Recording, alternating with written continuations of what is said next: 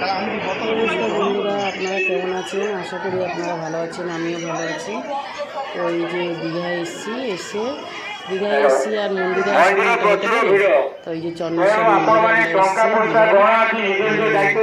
জাগ্রত মন্দির। বাচ্চা টাচ্চা হয় না, তারা বন্ধুরা আমরা চন্দ্রেশ্বরের মন্দিরে এসেছি। চন্দ্রেশ্বরের মন্দিরে এসেছি, একটা মহিলা মানে অসুখে পড়ে গেছে, শরীর খারাপ হয়ে গেছে, প্রচুর ভিড় এখানে।